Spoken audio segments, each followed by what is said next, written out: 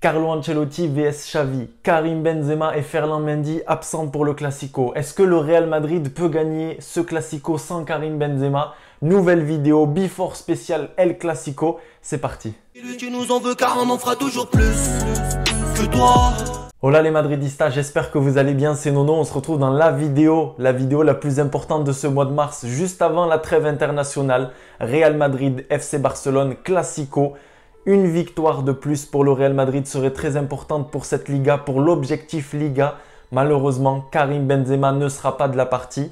Ferland Mendy, notre arrière-gauche, est également absent. Je pense que vous l'avez tous vu sur les réseaux sociaux. N'hésitez pas d'ailleurs à m'ajouter sur Instagram, les Madridistas. Je vous le mets juste ici, c'est les débriefs de Nono. Et puis, je viens d'ouvrir un compte TikTok. Ça y est, Nono sur TikTok. N'hésitez pas à me rejoindre sur TikTok. Je vous mets tout ici, le lien dans la description comme d'habitude. Un Classico sans Karim Benzema, c'est pas un Classico. Je vous le dis honnêtement, on est tous déçus. Est-ce que ce Real Madrid va pouvoir gagner le Classico sans l'attaquant français? Carlo Ancelotti, en conférence de presse, nous dit oui. Oui, ce Real Madrid peut gagner ce Classico sans Karim Benzema. On lui a également posé la question, quel attaquant à la place du Nueve, à la place du Fumier? Il nous a dit qu'il avait tout de prêt, mais qu'il ne dira rien aux journalistes. Apparemment, selon Sergio Quirante, qui est journaliste de Goal, Mariano a été prévu à la place du Nueve, à la place de Karim Benzema. Je vous laisse tout de suite me dire dans les commentaires si pour vous, on doit donner la titularisation à Mariano, plutôt Jovic qui n'a pas joué depuis un moment, plutôt un Gareth Bale que j'avais trouvé très intéressant face à Villarreal. Je répète encore mes propos. Face à Villarreal, j'ai encore vu son match cette semaine. Je peux vous assurer qu'il a été très dangereux et qu'avec un peu plus de précision, ça finissait au fond des filets. Rappelez-vous au Stadio de la Céramique face à Villarreal avec ce vieux 0-0. C'était le dernier match avant ce PSG Real Madrid avec cette défaite 1-0 but de Kylian Mbappé. C'est le passé. Maintenant, il faut se concentrer sur demain. On affronte une équipe du FC Barcelone qui va très bien, qui est redevenue deuxième attaque de Liga, qui a marqué 52 buts, qui a marqué 20 buts en 5 matchs si on compte leurs 4 buts face à Bilbao, face à l'Atlético de Madrid, face à Valence, face à Osasuna,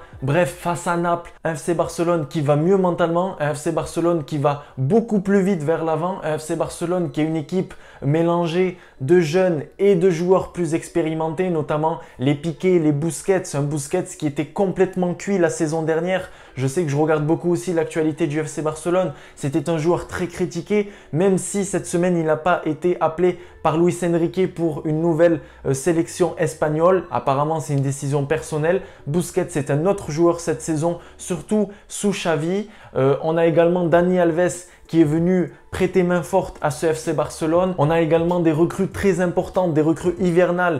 Adama Traoré, on a Ferran Torres qui fait un bien fou, on a Aubameyang qui marque, qui ne s'arrête pas. De son côté, Ousmane Dembélé qui était mis au placard petit à petit et récupère des minutes et récupère cette forme. Donc attention à cette équipe du FC Barcelone, ça va être compliqué. C'est une équipe qui fait un énorme pressing, j'ai pu les observer sur plusieurs matchs. Vous avez des joueurs très jeunes au milieu de terrain comme Gavi, comme Nico, mais également comme Pedri, qui sont bien, qui sont en forme, qui sont très talentueux. Et ça, on ne peut pas le nier, les Madridistas. Il faut parfois être objectif. Ce milieu de terrain va vite, surtout comme je vous l'ai dit, avec un Busquets qui a cette vista, qui permet de relancer rapidement. Chose que ne sait pas trop faire Casemiro avec sa relance qui est plutôt lente. Encore une fois, c'est mon avis. Petite lacune au niveau de la défense, mais Araujo Piqué, c'est quand même costaud. De notre côté, on va retrouver un Nacho qui va remplacer Ferland Mendy comme face au PSG vu qu'il était suspendu. Nacho accompagné de Carvajal, de Militao et puis d'Alaba. C'est vraiment cette défense qu'on risque de voir demain soir au Santiago Bernabéu. D'ailleurs, petite information, petite anecdote, Gareth Bale n'a pas joué au Santiago Bernabéu depuis 750 minutes, depuis le 26 février 2020. Donc, on est vraiment avant toute l'étape Covid. Gareth Bale n'a toujours pas été titularisé, n'a toujours pas joué une seule seconde au Bernabéu depuis 2020, depuis mars 2020. Le Real Madrid, de son côté, enchaîne 5 Classicos, 5 victoires. J'ai l'historique ici des Classicos, les Madridistas, avec une victoire le 1er mars 2021 avec une victoire 2-0. On a également juste après en 2020 le 24 octobre 3-1, 2-1 le 10 avril 2021. On a cette victoire 2-1 le 24 octobre 2021 et puis on a une victoire 3-2 face au FC Barcelone. C'était lors de la Supercoupe d'Espagne en Arabie Saoudite avec ce but dans les derniers instants de cette partie. Les Madridistas, un classico qui va être très costaud. Par rapport à la défense, je ne me fais pas de soucis. On aura Nacho qui va essayer de jouer en tant que soldat comme d'habitude. C'est d'ailleurs la question qu'a posé un journaliste à Carlo Ancelotti. C'est un joueur qui a un énorme sens du professionnalisme, un joueur qui est très pro, très concentré, qui aime le club, qui est prêt à se sacrifier. Il connaît très bien son rôle au sein de cette équipe du Real Madrid. Et demain, je ne me fais pas de soucis pour Nacho. Oui, c'est pas Ferland Mendy, c'est sûr, sur un côté, surtout sur ce côté gauche. Mais tant qu'on peut éviter Marcelo, c'est malheureux de le dire, hein, Marcelo qui est vraiment une légende du club, ben écoutez, ça me rassure. Et puis cette charnière centrale, Militao a pu se reposer face à Mallorca. Et Carvajal, petit à petit, retrouve son niveau, même s'il y a encore pas mal de déchets. Et ça, je tiens à le préciser. Dans les cages, on retrouvera Thibaut Courtois également. Et puis maintenant, cette question en attaque, c'est est-ce que Carlo Ancelotti va faire jouer Mariano comme on l'entend dans la presse? Est-ce que ce sera plutôt Jovic qui n'a pas joué depuis un moment? Est-ce que ce sera un Gareth Bale en faux numéro 9? Est-ce que Rodrigo peut être titularisé comme on l'avait vu aussi avec un Marco Asensio sur le côté droit et un Vinicius Junior? Moi, j'aurais tenté un milieu à 4, les Madridistas, avec Casemiro, Kroos, Modric et Valverde un tout petit peu plus excentré sur ce côté droit. Et puis, j'aurais mis un Rodrigo, Vinicius Junior ou pourquoi pas un Vinicius Junior, Gareth Bale. Je sais qu'Eden Hazard n'a pas joué depuis un moment non plus. Et voilà pourquoi moi j'en veux à Carlo Ancelotti parce qu'on est dans une journée où on n'a pas Karim Benzema, notre meilleur buteur, le meilleur buteur de la Liga également. Comment faire sans Karim Benzema? On sait qu'on a vraiment cette dépendance. Alors je sais que dans les commentaires, je vais beaucoup retrouver de « oui mais on a Vinicius, oui mais Vinicius peut ». Vinicius peut et je dis pas le contraire. Et encore une fois, il m'a mis une grosse claque face à Mallorca avec cette victoire 3-0. Ce duo me choque, je vous le dis, je ne suis pas encore prêt. Je me prends des claques à chaque match. La facilité qu'ils ont à se trouver, à combiner ensemble, à marquer. Une fois l'un est passeur, une fois l'autre est buteur. C'est juste fou. Mais justement, Vinicius Junior sans Karim Benzema, attention, c'est pas le même Vinicius Junior. En face, sur le côté droit, on a Dest qui est sûrement blessé pour 3-4 semaines. Donc ce sera bien Dani Alves. On aura ce choc 100% brésilien. Et puis Jordi Alba, on a beau dire ce qu'on veut aussi, fait partie des joueurs qui ont de l'expérience du côté du FC Barcelone et reste un joueur compliqué à passer et reste un joueur très important offensivement pour le FC Barcelone.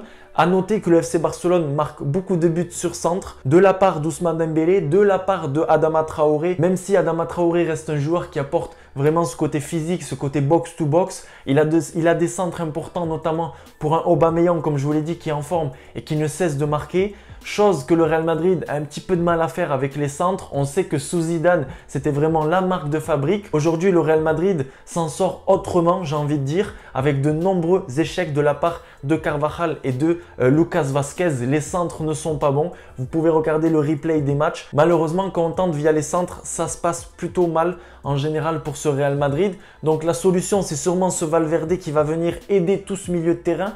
Carlo Ancelotti nous l'a dit, à nous de bien sortir le ballon, à nous d'aller vite, à nous d'aller exercer ce pressing. On l'a vu face au PSG en une demi-heure avec bien évidemment des erreurs de la part de Donnarumma, de Marquinhos.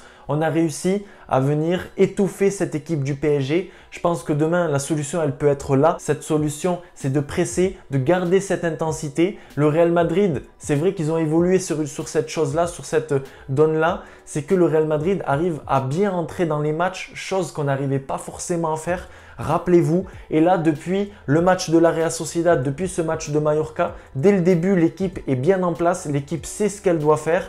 Je pense que Carlo Ancelotti a bien briefé son équipe, je pense que tout est prêt du côté des joueurs blanco, de nos joueurs, de nos madridistas. Le Real Madrid de son côté reste sur une victoire 3-0 face à Mallorca comme je vous l'ai dit. Le FC Barcelone à domicile 4-0 face à Osasuna sur une qualification très compliquée à Galatasaray en Turquie avec ce score de 2-1. Très compliqué d'aller s'imposer à Galatasaray, on le sait les madridistas. Le Real Madrid est prêt, le FC Barcelone est prêt. Malheureusement, la nouvelle, elle est là. C'est une triste nouvelle. Karim Benzema n'est pas là. Ce n'est rien de grave pour l'international français qu'on retrouvera après cette trêve internationale, je l'espère, en bonne condition physique. Carlo Ancelotti est rassurant, nous dit qu'il va rester à Valdebebas, qu'il va se reposer. De son côté, Didier Deschamps devra faire sans le 9 en appelant Olivier Giroud qui n'était pas appelé de base par le sélectionneur français. Donc, il va se reposer à Valdebebas. Tout est prêt ensuite pour la reprise face à Vigo. Ce sera à l'extérieur si je ne dis pas de bêtises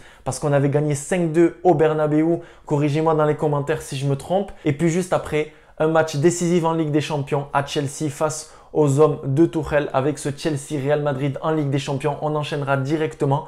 Les Madridistas, donnez-moi votre 11 dans les commentaires, donnez-moi votre prono et répondez à cette question. Est-ce que le Real Madrid peut gagner le FC Barcelone et vraiment mettre un coup sur la table sur cette Liga 2021-2022? Est-ce que c'est possible sans Karim Benzema? Je vous laisse tout me dire dans les commentaires. Vous abonner si ce n'est pas fait, laissez un petit message dans les commentaires, activez la cloche des notifications, me rejoindre sur Insta si tu en as envie et puis sur TikTok vu que Nono débarque sur TikTok. Les Madridistas 2-2, moi je prédis un 2-2 pour ce Real Madrid FC Barcelone. J'espère me tromper et bien évidemment j'espère voir une victoire du Real Madrid. Vinicius, à toi de prendre le relais vu que le 9 ne sera pas là.